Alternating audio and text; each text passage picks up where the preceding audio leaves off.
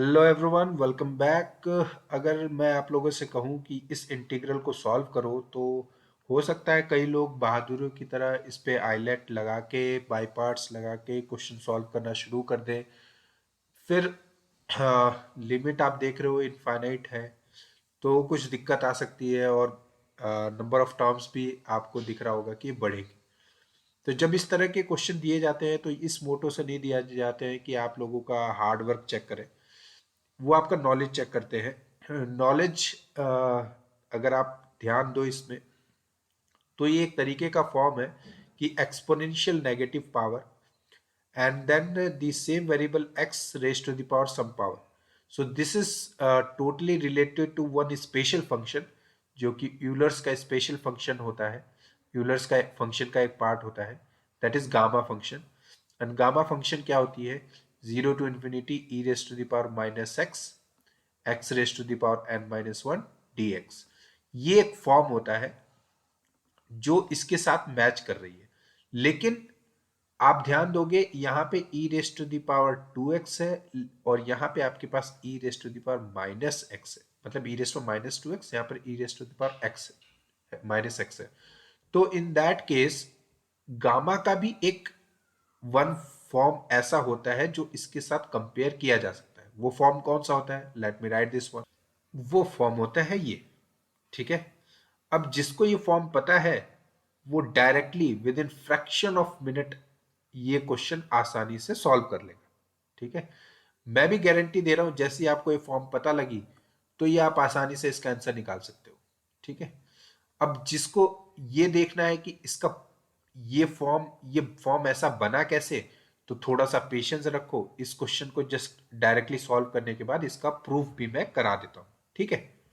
Now जरा इन दोनों को कंपेयर करो, तो हमारे पास क्या आएगा? e raise to the power minus K X and you compare with e raise to the minus 2x। So यहां से एक चीज क्लियर लग रही है, पता लग रही है कि what is the value of k? Value of k is 2। yes or no? yes। so then x raised to the power n minus 1, what will be the value of n? Value of n you can get by comparing the power of x. So x raised to the power n minus 1 is, you can compare with x cube. So n minus 1 equal to 3, it means n equal to 4। Okay, k और n की value आते ही just इसको plug in कर दो यहाँ पे and you will get your answer, that's it. तो देख लेते हैं इसका आंसर क्या आएगा। So integral from 0 to infinity e raised to the power minus 2x x raised to the power, you can write like this, 4 minus 1 dx, okay, because 4 minus 1 is nothing but 3। तो ये आपका n की value क्या है यहाँ पे? Gamma n is here 4, आप already निकाल चुके हो।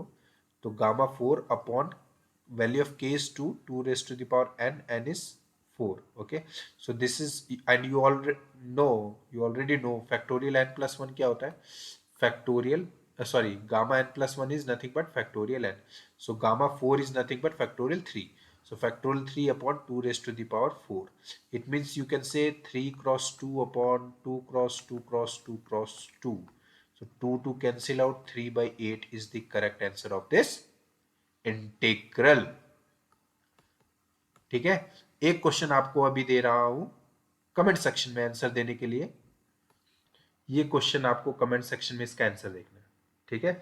पावर आप देख रहे हो यहाँ पर किस तरह की है, रैशनल 3/2, और आप जान सकते हो कि 3/2 को कैसे लिखना है। और लास्ट में आपके पास गामा हाफ आएगा, गामा हाफ की वैल्यू आपको पता है, ठीक है। तो ये वैल्यू आपको निकाल के देनी है कमेंट सेक्शन में। अब आओ करते हैं प्रूफ कि वो ट्रांसफॉर्मेशन गामा फंक्शन से बना कैसे। ये वो ट्रांसफॉर्मेशन था 0 to infinity e raise to minus K x x raise to the power n minus 1 D X equal to gamma n upon के raise to the power n। ये मुझे अब शो करना है। तो नॉर्मल सी बात है, यूजुअल जो गामा फॉर्म होती है वो होती है 0 to infinity e raise to the power minus x, okay, x raise to the power n minus 1 D x. अब इससे ये फॉर्म बनी है, तो इनमें जरा रिलेशन देख लेते हैं, क्योंकि ये किसी न किसी ट्रांसफॉर्मेशन से बना होगा, तो हमें ट्रांसफॉर्मेशन फाइंड आउट करना है कि ट्रांसफॉर्मेशन क्या होगा। सो यहाँ पर e की पावर देखो, बाकी टर्म्स तो यहाँ सेम ही है, चेंज क्या है यहाँ पे E raise to the power minus K X है यहाँ पे, और यहाँ पे आपके पास है E raise to the power, sorry, नीचे E raise to power K X है, माइनस एक्स है, और ऊपर है E raise to the power minus K X. तो सिंपल सी बात है, यहाँ पर एक्स को ट्रांसफॉर्म किया है कैसे, के एक्स से, ठीक है।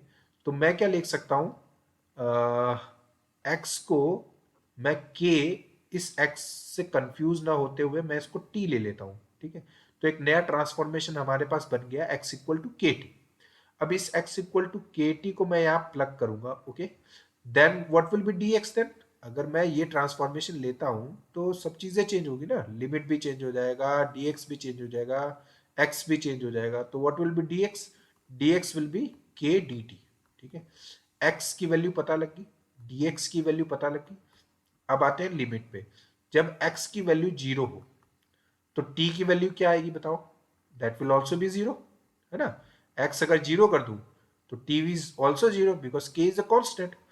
अब x टेंड्स टू इंफिनिटी है, क्यों, क्योंकि आप ध्यान दो, x की वैल्यू जीरो से इंफिनिटी तक है, तो lower limit zero, upper limit infinity. तो उसी तरह x की अगर लोअर लिमिट जीरो है तो t की फॉर्म में आते ही इंटीग्रल की लिमिट, लोअर लिमिट भी जीरो हो जाएगी, और इंफिनिटी के केस में भी आपके पास t टेंड्स टू इंफिनिटी हो जाएगा।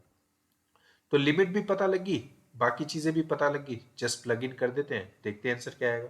तो zero to infinity e raise to the power minus x, x raise to the power n minus one d x. तो इसकी जगह मैं अगर ट्रांसफॉर्मेशन यूज कर लूं,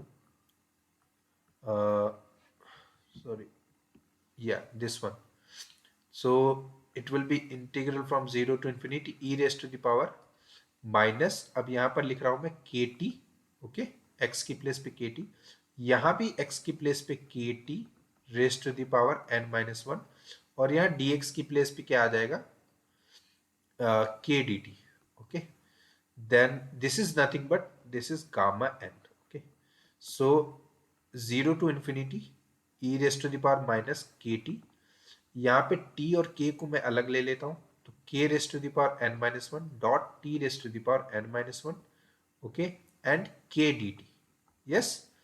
और इसके बाद 0 टू इंफिनिटी, यहाँ पे k raised to the power n minus one है और यहाँ k है, सो ये आपके पास आ जाएगा ई रेस्ट पर k t, t raised to power n minus one ले लेता हूँ, ये दोनों मिलके आ जाएंगे आपके पास k raised to the power n d t. So there is nothing to do this k raised to the power n with this integral, because this integral is totally depending upon t, so it will be a, it is a constant quantity, you can take this common, okay।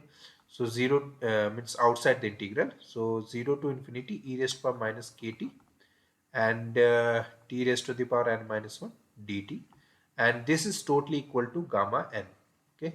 you can see here this is totally equal to gamma n, we have started from gamma n, okay, definition. Now we reach out here, so you can divide both side by k raised to the power n to get this form, okay। so I hope you understood, e raised to power minus kt t raised to the power n minus 1 dt, okay।